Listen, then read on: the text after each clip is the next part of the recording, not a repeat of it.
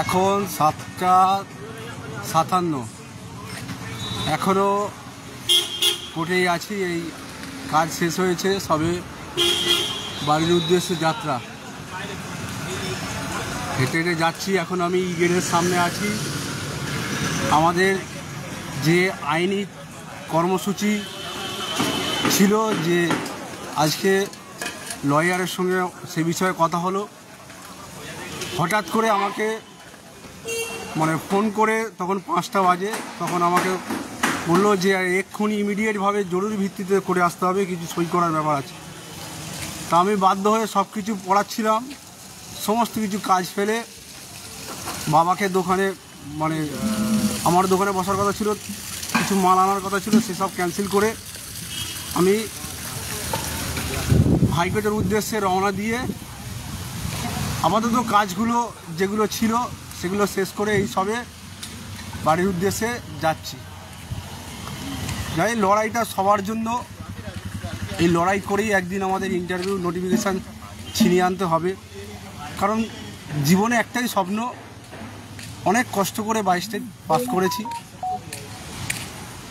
এই 22 স্টেটের যেই দিনকে পাস করেছি, বা যেই পরীক্ষার ফর্ম ফিল আপ করার সময় টার্গেট নিয়েছিলাম যে অনেক হয়েছে, এইবার অন্তত এই টেটটা পাস করে চাকরিটা নিতেই হবে। আর এটাই স্বপ্ন। আজ 34 বছর প্লাস বয়স হয়ে গেল, শুধু এই চাকরিটার দিকেই তাকিয়ে আছে। আমার মতো অনেকেই আছে এরকম, যে এই চাকরিটা না পেলে জীবনটা পুরো শেষ হয়ে যাবে, এরকম অনেকেরই আছে। বিকল্প আর পথ নেই। সেই যন্ত্রণা থেকেই আজ বিভিন্ন সময় রাজনৈতিক রাজপথে আইনের মাধ্যমে, হাইকোর্টের মাধ্যমে যেখানে প্রয়োজন পড়েছে আমি সেখানে ছুটে গেছি। আমার যেমন চাকরিটা দরকার, সবারই দরকার। তাই বলবো, আপনারা প্রস্তুত হন। খুব শীঘ্রই আমাদের 2022 প্রাথমিক ডিএলএড ঐক্যমঞ্চের পক্ষ থেকে একটা কর্মসূচির ঘোষণা করা হবে। একই সঙ্গে আজকে পার্থ অদিতি এসেছিল, কিছু আইনি কেস নিয়ে আলোচনা করেছে, আবার কিছু কেস নিয়ে মুভ করা হচ্ছে এই যে সময়টাকে।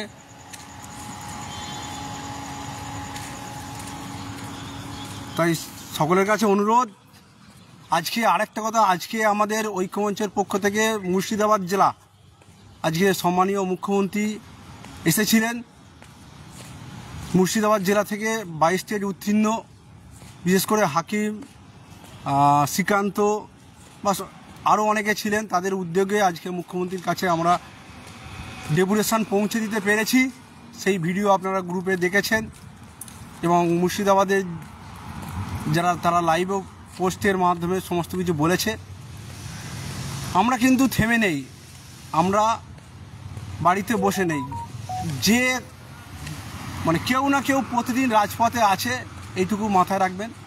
লড়াই করতে হবে, লড়াই ছাড়া আমাদের রাজ্যে কিছু হয় না। আমরা যদি বাড়িতে বসে যাই, ওই দেবে 5 বছর পরে ওই 10,000 ভ্যাকান্সি দিয়ে নিয়োগ হবে, সেটা আমরা কেউ চাই না।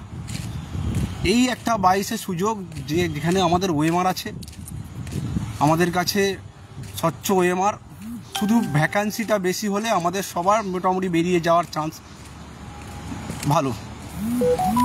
সেজন্য বলছি, সবাই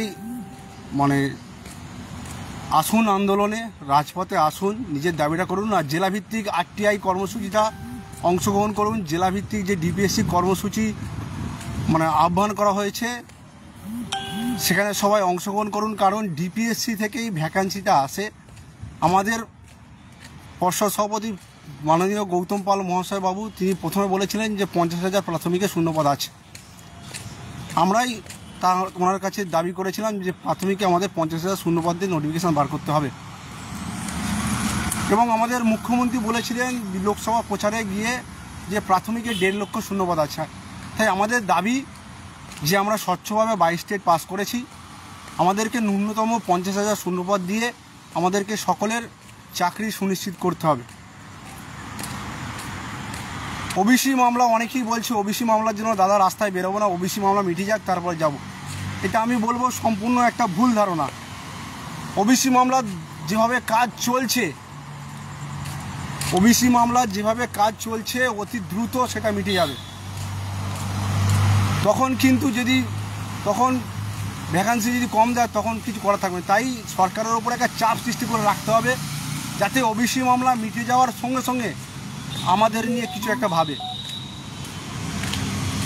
চাপ না দিলে আমরা যদি বাড়িতে বসে থাকি তাহলে কিন্তু আমাদের শূন্যপদ খুবই কম থাকবে।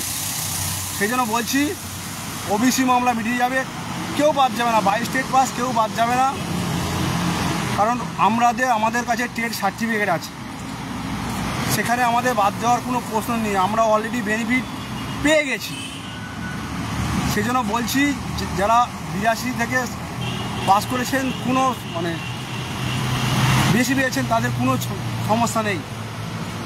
আমাদের অনেকেই আছে, আমাদের অ্যাডমিন আছে, কেউ 86 পেয়েছে, কেউ 89, আমি যেমন, অনেকেই আছে এরকম। তাই কোনো চিন্তা করার কারণ নেই, আপনারা রাজপথে আসুন। আর আইনের দিকটা আজকে পার্থ অদিতি এসেছিল, তারা আলোচনা করেছে, খুব শীঘ্রই আপনারা জানতে পারবেন।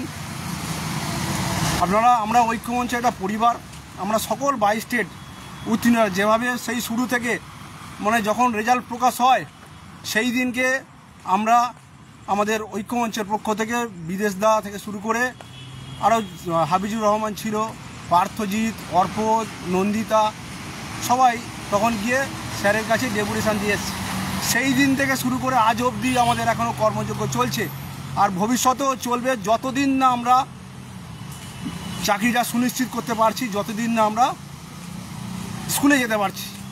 আমাদের মেন টার্গেট হচ্ছে বিধানসভা ভোটের আগে যাতে আমরা স্কুলে জয়েন করতে পারি, এইটাই মেন টার্গেট। এবং সঙ্গে 50,000 ভ্যাকান্সিটাই মেন। এখন ইন্টারভিউ থেকে ভ্যাকান্সিটা সবচেয়ে জোর দিতে হবে আমাদের। প্রাথমিকে প্রচুর শূন্যপদ আছে, শুধু সরকারের উপর চাপ সৃষ্টি করতে হবে। সামনে বিধানসভা ভোট, এখন বিধানসভার সামনেই আছি, দেখতেই পাচ্ছেন এখন বিধানসভার সামনেই আছি,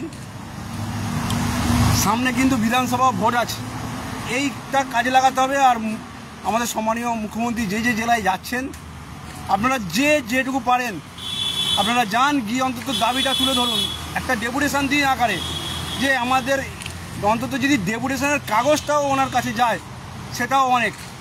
আজকে আমাদের মুর্শিদাবাদ জেলা সেটা তুলে ধরতে পেরেছে, বিগত দিনে পূর্ব মেদিনীপুর জেলা সেটাও করেছিল। আমাদের নিয়ে অলরেডি সমস্ত স্তরে আলোচনা চলছে। আমাদের ওবিসি মামলা যদি না আসতো কিন্তু আমরা এতদিনে ইন্টারভিউ নোটিফিকেশান পেয়ে যেতাম। তাই বলছি আপনারা একটু ধৈর্য ধরুন, রাজপথে থাকুন, আর ভেরিফাইড গ্রুপগুলো একটু লক্ষ্য রাখুন, কারণ যাবতীয় আপডেট, কেস সংক্রান্ত আপডেট কেস গ্রুপে দেওয়া হচ্ছে। এছাড়াও যাবতীয় আপডেট আপনারা ভেরিফিকেশান ঐক্যমঞ্চের যে সমস্ত ভেরিফাইড গ্রুপ আছে জেলাভিত্তিক, সেই গ্রুপে আপনারা পেয়ে যাবেন। সকলে তৈরি হন, খুব শীঘ্রই রাজপথে দেখা হবে। আর আপনারা জেলাভিত্তিক যে যার মতো RTI করতে পারেন, RTIটা খুবই গুরুত্বপূর্ণ। সেই RTI যদি আপনারা উত্তর পান তাহলে জেলার অ্যাডমিন যিনি যে আছে তাকে পাঠাবেন। আর জেলায় আপনারা একটু সক্রিয়তা দেখান, জেলা গ্রুপগুলোতে একটু SMS করুন, একটু কথা বলুন। জেলা গ্রুপগুলোকে সক্রিয় থাকা খুবই প্রয়োজন।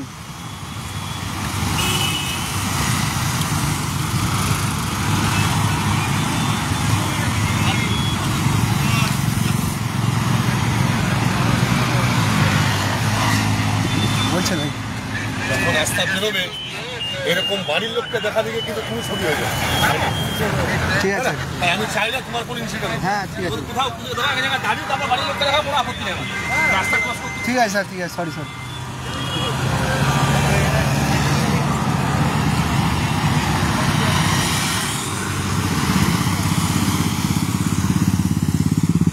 আপনারা আর বেশি কিছু বলছি না, সবাই ভালো থাকবেন, সুস্থ থাকবেন, দেখা হবে লড়াইয়ের ময়দানে। স্যার ঠিকই বলেছে, এইভাবে রাস্তায় ভিডিও করা একদম ঠিক না।